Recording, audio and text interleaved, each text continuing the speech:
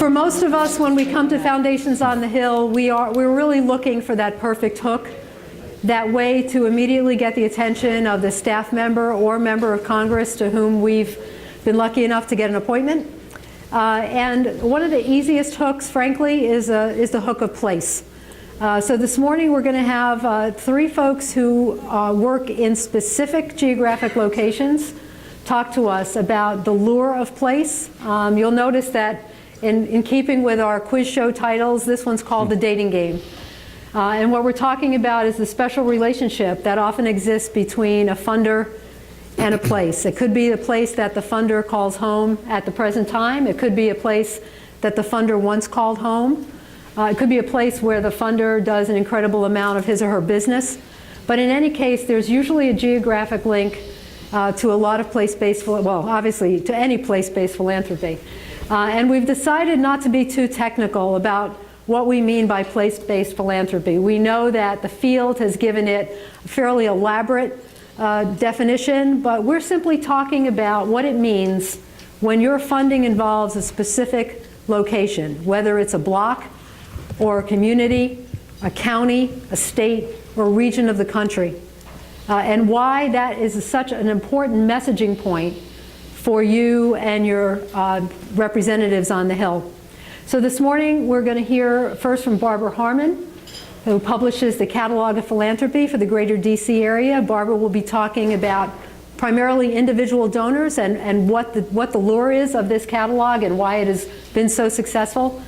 Then we're going to hear from Tom Riley with the Connolly Foundation in Philadelphia, and that's where the Connolly Foundation does its funding.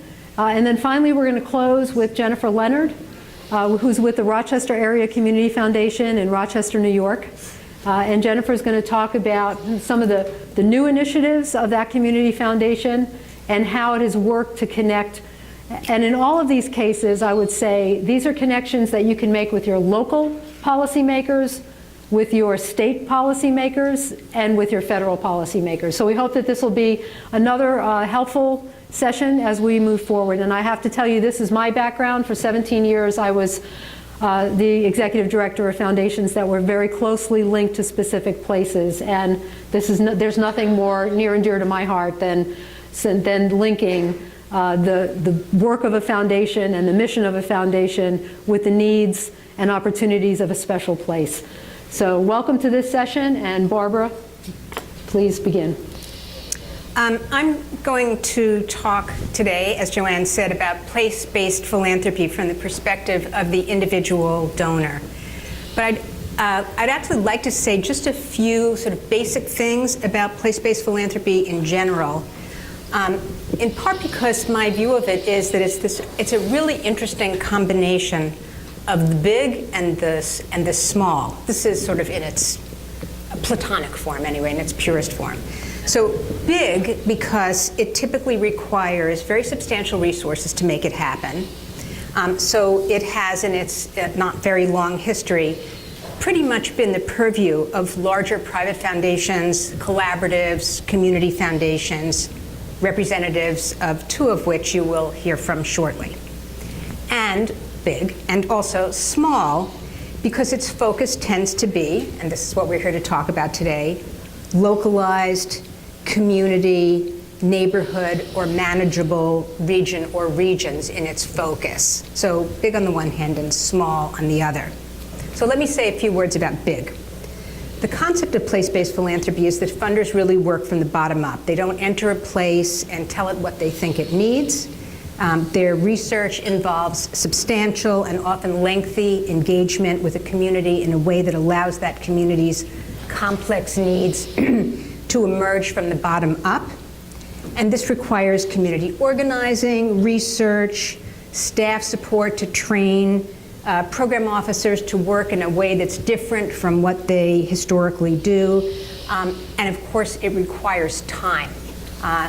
So all of this means money and staff and also a long-term view that traditional funders may, and only the rare individual funder is likely to have.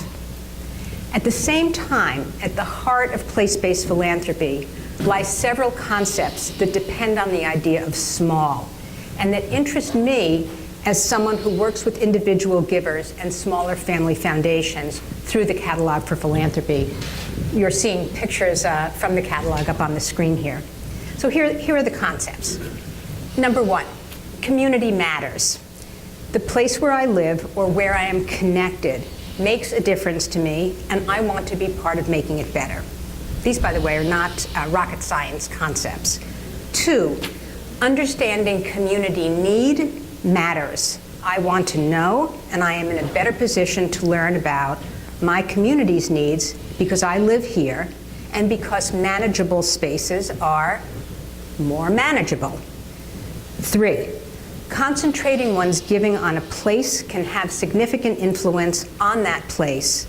Focused giving may be narrower, but it can also be deeper and more comprehensive. And then four, impact counts. If I'm going to have impact with the resources I have at my disposal, I am more likely to have it if I focus it on a place than if I disperse it far and wide. As I said at the start, the fully elaborated traditional-based, place-based giving model is by and large out of reach. I can hear my voice changing a little bit as I move my head up and down. Can you all hear me? Yeah. Okay.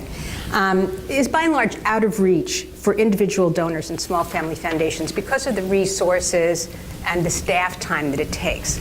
But here's a thought. Let's change its name a bit and call it, instead of place-based giving, something I would like to call giving in place. Call it giving in place, and we have a horse of a different color. At the Catalog for Philanthropy Greater Washington, what we see are donors who believe in the key concepts I just proposed, and that I'll repeat here really briefly. Community matters. Understanding community need is the bedrock of decision-making about where dollars should go. Concentrating giving on a place, in this case, metropolitan Washington, where we happen to be right now, can have a significant influence on that place, and impact counts. And those who choose to give where they live do so, by and large, for those reasons. Without the resources of a community foundation or a large private foundation, they turn to the Catalog for Philanthropy because without even knowing the other players, they do know that there are other players and that they are working in consort, all giving locally to their own community and to organizations that are chosen because their work speaks to a demonstrated need and because that work has impact. Catalog nonprofits are all community-based nonprofits. They're not nationals. They all have budgets under $3 million. Most have budgets very significantly under $3 million. They are all working on the front lines in every area of need in this community, on the environment, on arts education, in the health and mental health communities, in school and out of school time, with the hungry and homeless, with children, youth, and families, with the elderly. Donors who use the Catalog for Philanthropy to better understand community need and to engage with it at the grassroots level are able to do so at every level of capacity, from the donor who gives $100 to one nonprofit to the donor who gives thousands to tens and tens of thousands to different organizations. Interestingly, these donors are able to have a collective impact without even knowing each other because they are all giving to the same subset of nonprofits, all in the same community. So unintentionally, perhaps, they form a collectivity, and their contributions really do have impact and can help move the ball down the field. So, as I have said, instead of calling this place-based giving, I would call it giving in place, which I think is a better way of understanding how the individual giver can connect him or herself to this important movement. I would add a few other things to the picture to round it out, and they are these. For individual givers who simply don't have, typically, some obviously do, but most don't, the knowledge resources that professional philanthropists have, and who are honestly unlikely to do the due diligence that is recommended to them in the print media every year during the giving season, the catalog's vetting process is a huge value added. I'll just mention that I'm sure you all are aware of the fact that every year around November, all these articles appear in the newspaper about how to go out and evaluate and vet a charity, pull the organization's 990 from GuideStar, do A, B, C, D, E, F, G. I've never met an individual donor, and I meet lots of individual donors. I've never met an individual donor who does this. People sit around the dinner table with their family, making their choices, doing their charitable giving, often, by the way, at the very end of the year. And they don't do this due diligence. They would like to, they feel they should, but they don't. So for them, the catalog's vetting process is it's actually a gigantic value added. Our process internally includes an assessment of the need that each nonprofit exists to meet. It includes a program review. Whoops, I seem to have my pages out of order. A financial review and a site visit, so that this work doesn't have to be done by the busy donor who is not a professional philanthropist. I think, too, that our process adds another dimension to giving in place because it taps the knowledge of individuals in every segment of the philanthropic community. We use a team of about 120 reviewers, local program officers at large and small foundations, the grants committee members of giving circles, philanthropic advisors, folks from local government agencies, corporate giving program officers, and peer nonprofits who all volunteer their time every year in the month of March to review applicants to the Catalog for Philanthropy. In other words, the reviewers that help us create our vetted list each year are themselves rooted in the community. Reviewers, donors, and nonprofits all share the same space, all share the same place. Interestingly, too, 2/3 of the dollars that the catalog helps to raise each year, we raise about $3 million a year. We've raised $28 million to date on an extremely tiny budget, are typically generated by repeat donors. We think there is something about giving where you live that causes people to stay connected with their chosen nonprofits over time. They feel a real sense of a tie to the nonprofits that they choose, a sense of connection to their community through those nonprofits, which itself adds value and helps strengthen the community. It doesn't hurt that the catalog makes it easy for individuals to give, for giving circles to source their recipients, and even for some foundations to make sure that the small nonprofit they want to take a chance on has been vetted by the Catalog for Philanthropy and by our volunteer team. The catalog is a local roadmap and a one-stop shop for donors who want to contribute to the welfare of their community. We include a simple giving form in the catalog. It's like the form that you'd find in a Pottery Barn or a Crate and Barrel catalog, any kind of shopping catalog that lets donors write one check to the catalog. We are a public charity and lets us do the distribution at no charge to the donor. We have an easy-to-use community website, cfp-dc.org, for those of you who live locally. And even a Donate Now, Decide Later fund that lets donors give in December and make their choices in January. Speaking of which, about 2/3 of the funds we raise at the catalog by check, stock, and online arrive between November 1st and the end of January, with the majority of these dated on the last few days of the year. On our website in particular, it's one of my great amusements in life to watch donations climb on the last few days, and even the last few hours, and even the last few minutes of the year, and then die off almost entirely at midnight for several months. So no one is going to convince me that the charitable deduction has no impact on giving. But to return for a moment, and just a moment, to big and small, for the individual donor, giving in place with others who are also giving in place combines big and small in yet another way. It encourages a sense of common cause among people who may not share the same neighborhoods, but do share the same city. And I believe it has the capacity to deepen and enrich philanthropy for those who might otherwise wonder whether they had the capacity to make a difference at all. They absolutely do. Thank you. Thank you so much.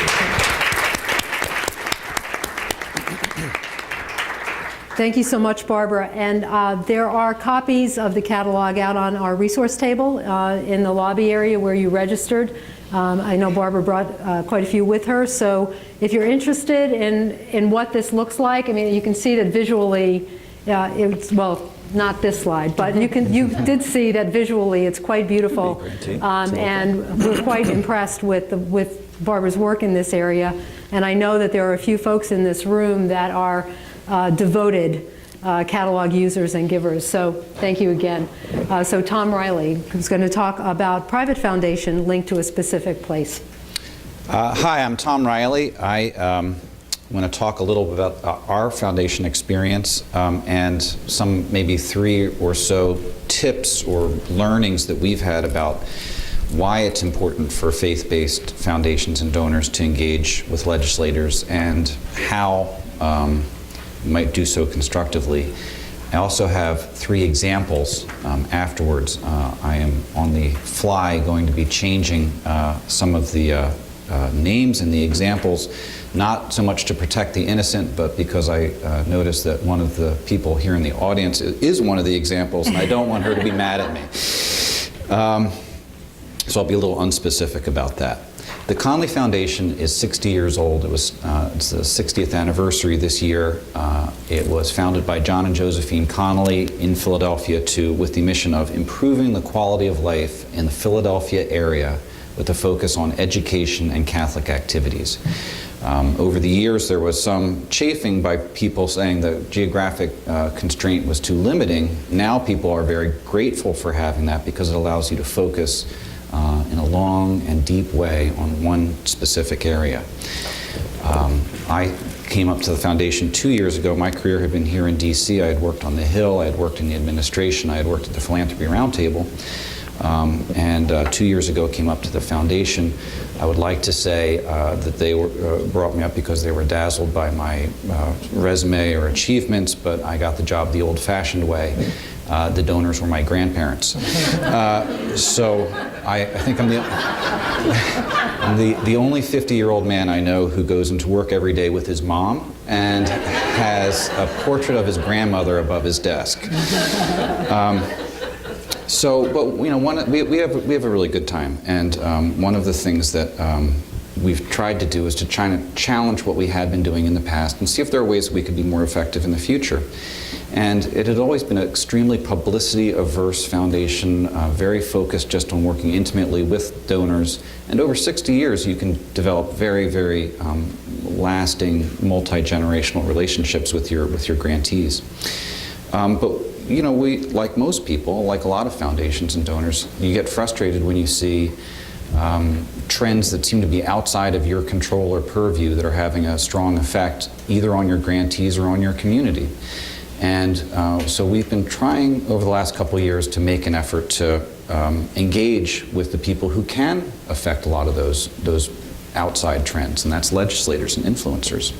So here are a couple of the things that, and this is a process that I know many people in this room either went through years ago, are going through now, or are thinking about, or the fact that you're here now shows that you're already there. So just 3 things that we've kind of learned so far. And the first one, as Joanne and Sue and Sandra are all fond of pointing out when you're talking to legislators, think of it not as a transaction, but as a relationship that you're trying to build. It's a common mistake that you fly in once or you meet these people one time and you say, here's what I really care about and here's what I want you to think about and do about it. That's not very effective, and it's a lot less effective for a place-based person than building and developing a relationship with them. That's a more proactive rather than reactive posture. The time to build a relationship is not when you have a problem or when you have an ask. That's the end of this story. You need to be doing that ahead of time. Everybody here who's a donor is familiar with the kind of the conversational opening, which is, hi, my name is so-and-so, and here's how you can help me, or here's how you can give me money. This is not an effective form of greeting and introduction. People here are blessed with, among other things, having a great card, and the great card is to say to a lot of these legislators who are, you know, it's a carousel of people coming into them all day long. You can very plausibly say, I'm the only person that you're going to meet today who's not going to ask you for something. I'm the only person here who's not going to ask you for money. And that gets their attention, and that's a good way to build a little bit of credibility, and that's what it really comes down to. When then you can start showing them the places and issues where you're working together. You're not saying, I want you to do something for me. You're saying, I already care about the things that you care about and the places you do. You just might not have known about that. So let me show you, let me talk to you about that. That's a very effective way to build yourself up in their mind as a potential ally going forward. There are simple tips and tricks you can continue to use too, so it's not just once a year or one and done. We heard some of the people on the last panel say, come before us again and again. If there's an opportunity to, invite them to your events. If there's a building dedication that you supported, invite them. If there's a scholarship program that you're having a graduation for, send an invitation. They're likely not going to come, but they're going to see it, and or their staff is going to see it. It's a reminder of what you're doing. It's a reminder of the kind of things that you're doing, and maybe they will come.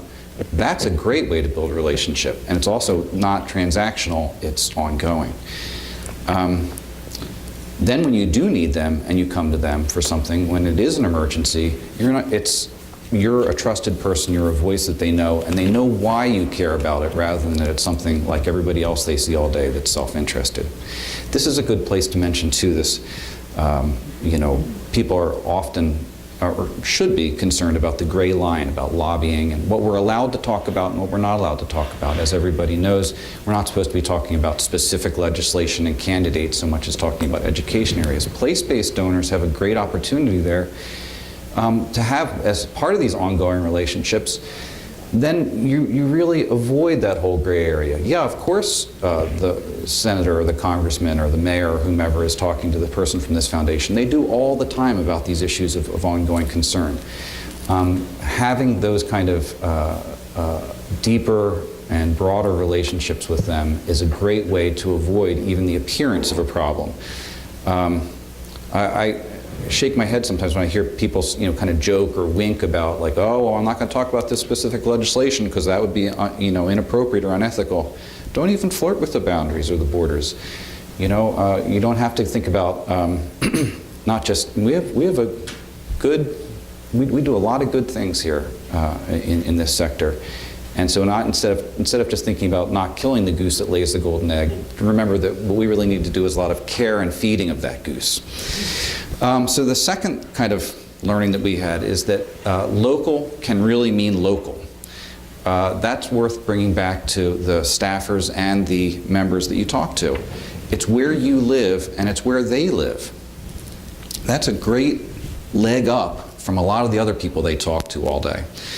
You can talk about not just about yourself, talk about the grantees that are important to them. Your grantees are in their districts. Instead of just talking about all the good things you do, talking about the grantees that prosper because of what you're doing. They already know and care about those grantees. That's a great subject of conversation. It's like talking about other people's kids. That's what everybody likes to talk about, right? But as I said, local means local. So it's not just senators and congressmen. I mean, all of us, all the people here today are going up to the Hill, and that's really worth doing.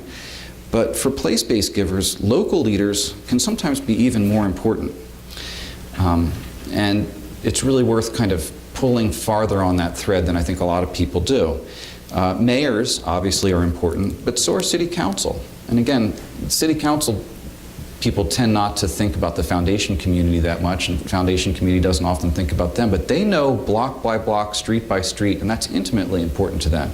Your grantees are really huge players in their world, and it's worth having, and they can be very big players in your grantees' world. Take it a step farther. The district attorney, police commissioner, people like that. Senior appointed local officials, state reps and state senators. I've been stunned at how often I ask a grantee who their state rep is, and they say they don't even know.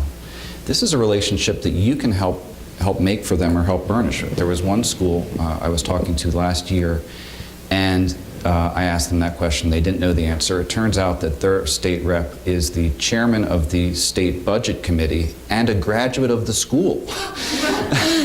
I arranged an introduction for them. They had him come in to do a tour. They had a great thing. They gave him their Alumni of the Year award last year, and this is now a very productive and in the future going to be a potentially very useful relationship for them.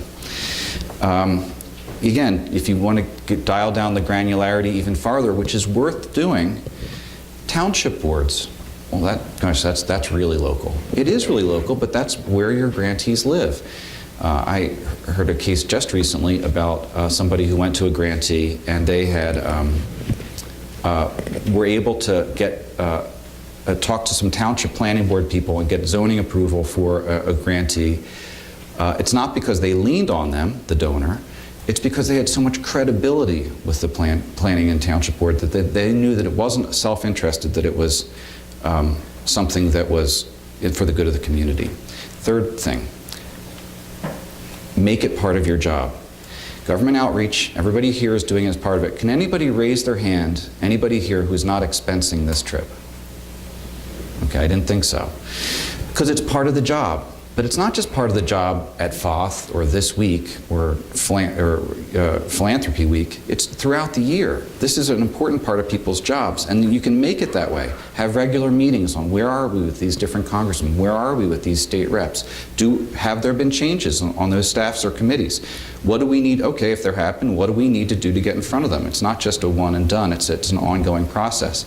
You can keep a database about these relationships. Your board is a great opportunity. A lot of times people say, well, everybody on their board, they get distinguished members from their community. They get somebody who knows tax law. They get an accountant. They get a finance person. How about getting people who have great relationships with legislators? You can't be a C4 giver, but there are a lot of C4 givers who might share your views, who would be great on your board. They could make a lot of calls on your behalf and on your grantees' behalf that you can't. It's an unthought of tool.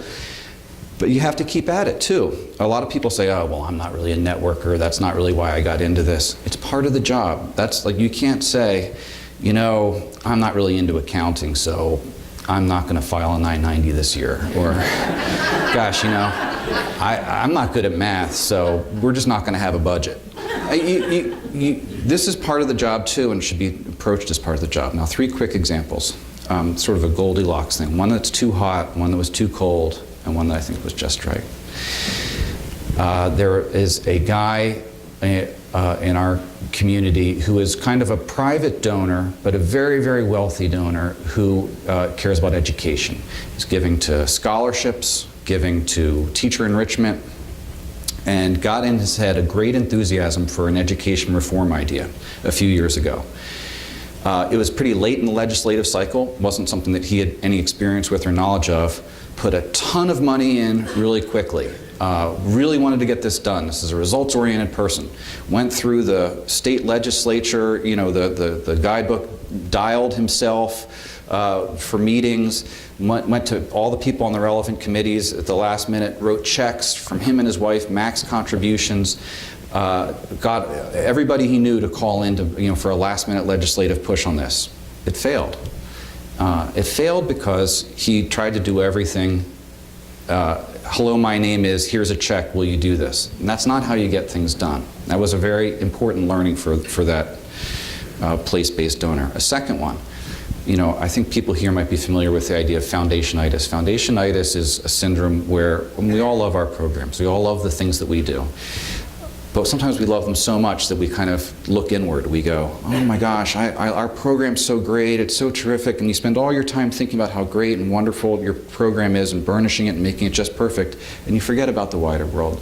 That's why collaboration, which is always such a popular word, so often has disappointing results for foundations, because collaboration for so many of them means, so you're going to give to my thing, right? It's not that people are genuinely collaborating. Here's an example of where that happened. There are some local donors who were supporting a school, a wonderful school, a great charter school, helped a very challenged community and a very challenged population. But they were so focused on just that school, and they were so convinced of the rightness of what they were doing, and they were right, and it was great. But when you said to them things like, well, do you work with city council? Do you work with local?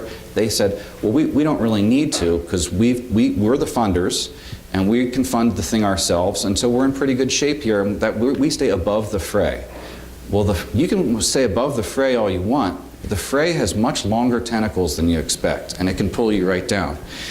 They found out at the 11th hour earlier this year that earlier last year, that their school, because of a union fight that they were not even aware of, got decertified and had their charter taken away. This was a school doing miraculous work with really disadvantaged kids. That school is closed. It's closed forever. It is never opening again. And they made all the calls they could at the last minute. Nobody knew who they were. Nobody, I mean, they said, well, it's a sympathetic story, I guess, but nobody had really heard about the school who could make a difference on it. And it's gone. And it was because they hadn't done that work to work with their legislators. I see that my time's up and I don't want to get in trouble with Joanne. Do you have a Just Right story? I have a Just Right story. So it's a short one. We want to hear it. Okay. The Just Right one was, we all saw, so much Ferguson and this, so much tension and a desire, I think, probably a lot of people in this room to do something about that. There was a donor, a local donor, that saw that in Philadelphia recently and said, after a little analysis said, well, it's because there are very few police who are living in a lot of these communities. And went to the police and found out why aren't police living in these communities? Well, and a lot of times it's because the schools are bad and they were there and they'd move out once they had school-age kids. So this donor said, why don't we create a scholarship fund for police families so that they could send their kids to whatever school they want as long as they stay in the community. Great idea. Everybody liked this idea. They went to the scholarship fund and said, could you administer something like this? They said, we would love to, but how do we know which police live in which areas and get personal information and addresses and income from the various police people? We don't know how to do that. The donor went to the police and said, this is a great idea. How about working with them? They said, well, who are you and why would we turn over this personal information? So it looked like this, even though there was $1 million to do it, there was, and potentially much more, and a great idea, it wasn't going to happen. Well, that donor had already done the hard work, knew the police commissioner, knew the mayor, knew everybody else, went to that level, talked to them. They immediately saw what a great idea it was and said, let's make this happen. They then called down through their various channels. And because of those relationships and because of the trust that they had that the person coming to them was not coming saying, hey, I've got some crazy idea, but it was somebody with credibility, they had the trust level to be able to get that done, and now it's going to happen. So that is my last example. Sorry for going over. That's okay.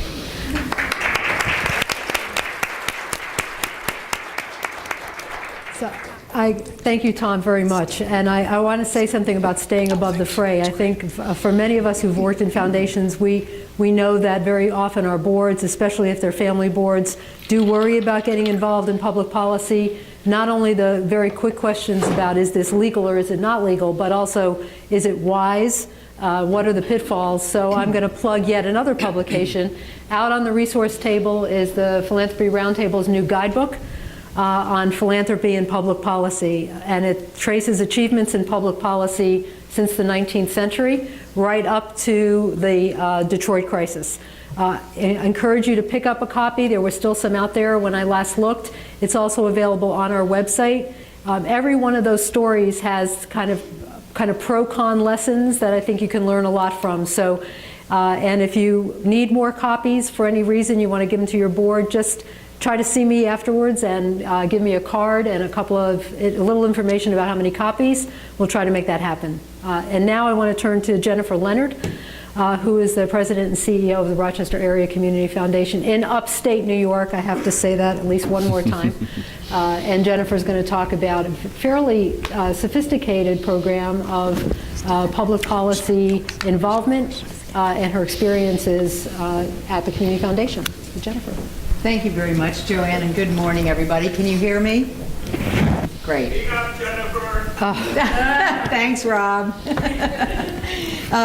I'm delighted to be able to bring you a kind of a complex example of the way in which community foundations serve as partners for places, very much in line with what Joanne described about working at the local level and the ability to stay connected to your grantees, to understand the needs, to stay with something for the long term and to stay connected to your policymakers and the kinds of relationships that Tom was describing. We share donors with our members of Congress and our Assembly and Senate members at the state level in New York, and with our City Council members. We have a City Council member on our staff in the City of Rochester. So we are embedded, as it were, with our local legislators and state legislators, and to a certain extent with our federal ones, because we share a commitment to the quality of life in our community. And while community foundations have a lot of donors and a lot of causes that we support on behalf of those donors, at the end of the day, almost all of them are focused on the area we serve, which is Greater Rochester in upstate New York. Policymakers tend to like us because we really are working for the good, and we build on that to create relationships, because together we will both go further and accomplish great things for our constituents. We share them. Here is our place. This is a place that has gone through great changes. Rochester was an historic boomtown on the Erie Canal, famed as home of Xerox and Kodak, more millionaires per capita in the 60s than almost anywhere else in the country. Times have changed a lot. Our local United Way has lost more than 110,000 donors since the early 90s, just to give you a really a tangible result of that kind of downsizing in employment. In recent years, though, we've seen a rebirth in downtown, later than some of the other communities in the country, but these old retail giants in the top left have become apartments. The lower building in that photo, a bank building, gorgeous, has become a center for urban entrepreneurship, part of the Rochester Institute of Technology, which with its colleagues at the University of Rochester, whose chapel is on the right, represent the growth of eds and meds in our economy. They are now our largest employers. We have refashioned our history on the Erie Canal. You'll see that on the bottom left. And as a flower city that was a grain processor, see the grain tower in the lower left? That boat is a tour boat, and the grain tower is offices. We have repurposed our history, and things have been looking up. That is, until our community foundation published a groundbreaking report in December 2013. Did you want me to do it? No, it's okay. It's not good. In December 2013, that shook first our foundation community and then the rest of our region to our roots. The reason is that we had been driving by an extraordinary, deep poverty in our center city that, because of our living patterns, most of us never had to confront, and most of us didn't even know about. We are now the 5th poorest city in the top 75 metro areas, 2nd poorest among comparably sized metros. We have the highest levels of extreme poverty. We are 3rd highest in concentrated poverty, and our children are the poorest of all the mid-sized metros in the country, with more than 1 in 2 of our children living underneath the federal poverty line, which we know is an artificially low line that defines extreme poverty in itself. This report was important for us to bring it out. It started as an internal analysis so that staff could understand how we could address what we had identified as a growing problem in examining local data, and I'll get back to that. It was clear that we needed to share it. We have shared it now with several thousand people in dozens of presentations. There have been summits and conferences and confabs of all kinds. And now there is an initiative at the local level to reorganize how we solve this problem. And it has drawn the attention of Albany, our state capital, and in his State of the Union and his budget message, Governor Andrew Cuomo has created a task force of his top department heads to work with our initiative in Rochester to address our poverty and eradicate it. Now, we have to come up with a plan. This is challenging. But the point is that we're working together, our mayor, our county executive, and the heads of United Way, and our assembly majority leader, who happens to be a local assemblyman from Rochester, are the 4 people heading that group.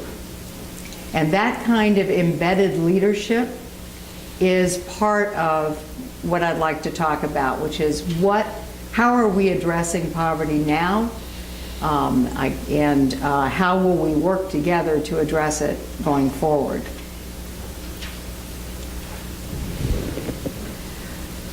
How did we get here working side by side with our state and local policymakers? Our community foundation has limited unrestricted funds, which is true of almost every community foundation in the country, compared to the needs that we're addressing. So in order to make a systemic impact and actually change what happens, we need public money and policymakers to work with us to create and scale what works.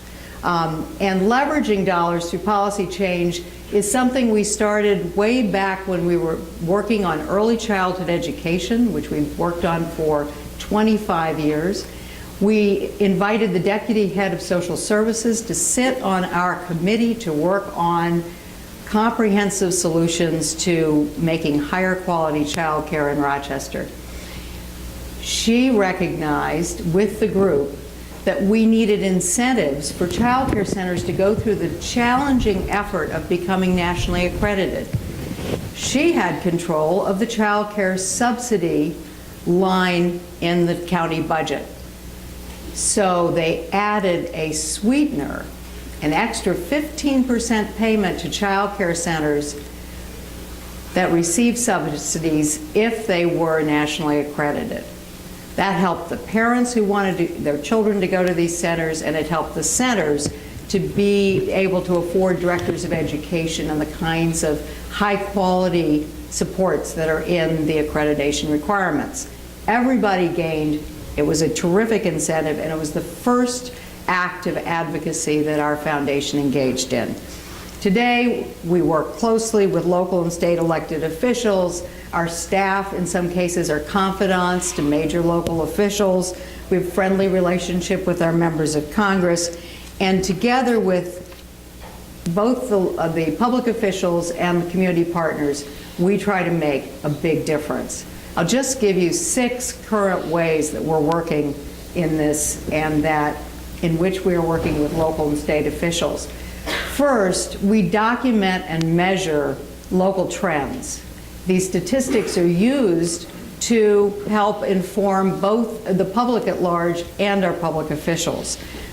This Act Rochester site includes deep dives into information on poverty, education, and race and equity, which you can see the tabs. I'm sure you can't read them from your seats, but there they are circled. The fact is that this deep information has helped guide us into areas that are of broad community concern, especially to policymakers. We've also recognized the intertwined issues of race, education, and poverty. We started actually with race and equity because our disparities are so troubling.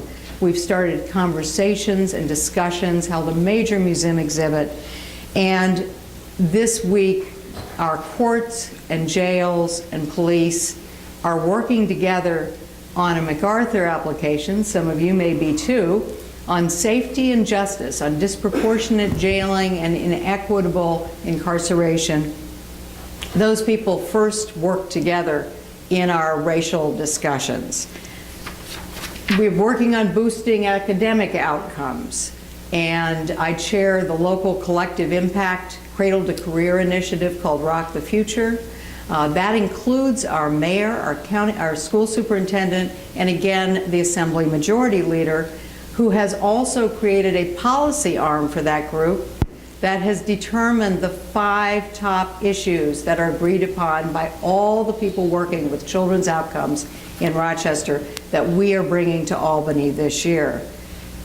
None of this can be done if we don't get the backing of our suburbs. We have 18 school districts and 31 units of government, not counting a few hamlets, in our small county of Monroe, New York, with 725,000 residents in an overall metro of 1.2 million. The challenges of the city, as I said, are often ignored, but people vote and they open their schools or don't, based on whether or not they see us as having common cause. We have a biracial partnerships program called Person to Person that connects people across race and ethnicity.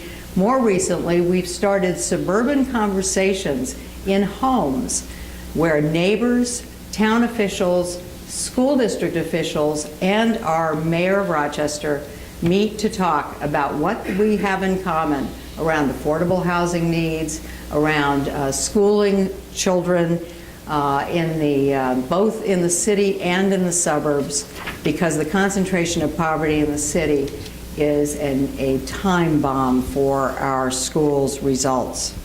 We are increasingly looking at helping poor people grow assets, and almost all of these solutions include some level of government, whether it's the earned income tax credit at the federal level or local incentives at the K-12 and community college level for achievement. And finally, if we're going to have the kind of structural change that has helped Louisville and Raleigh and Indianapolis and other communities move ahead, we will definitely need our policymakers to be on board to help people out of poverty, to provide suburban housing for more of the poor, and to attract more middle-class people to the city. And all of this is possible because I've been talking about what we can get from policymakers, but they get a lot from us. They get data and trend information. Our mayor took our poverty report to Albany and to Washington and brought millions back for Rochester. Our convening and coalition building I have described. They can participate, safe, if you will, in a neutral, nonpartisan setting. We provide expertise and advocacy through a children's advocacy group called the Children's Agenda, which staffs many of these efforts and provides expertise that they can rely on. We provide credibility. Just yesterday, the governor's office called and asked us to sign on to his minimum wage proposals. We provide cover. Our superintendent has had us convene an effort to create a school discipline code and improve school climates, because if he did it, it wouldn't have the backing of parents and the community. If we do, it does. And finally, we can provide private funding, even for sending a group of cheerleaders from a small neighborhood in Rochester to a national cheerleading competition. We got that call directly from the dean of our delegation in Albany. So, stay friends, as Tom mentioned, work local, as Joanne mentioned. Thank you.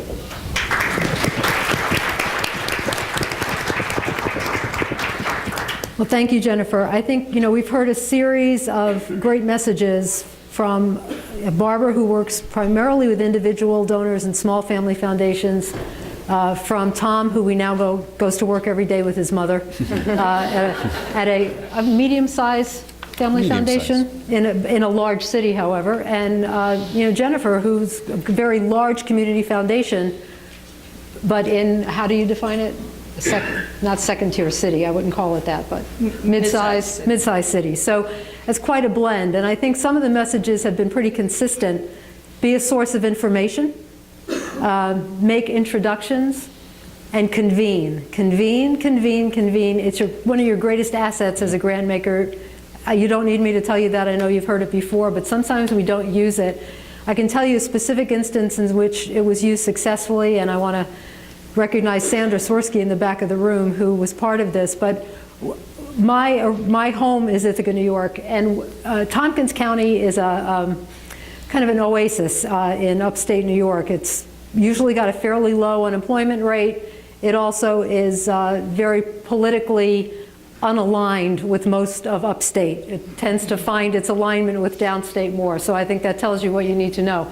Anyway, Tompkins County was redistricted and found itself with the prospect of a new congressman for which I can guarantee 90% of its residents had not voted. One of the things that we were able to do was actually convene a meeting for that congressman and about a dozen of our grantee nonprofits. And it definitely was a win-win situation. They got immediate access to their future congressperson, and he got immediate access to a group of nonprofits about which he probably knew very little, except for the one where he had made visits as a school child. That was helpful. But nonetheless, it was simply about making an introduction.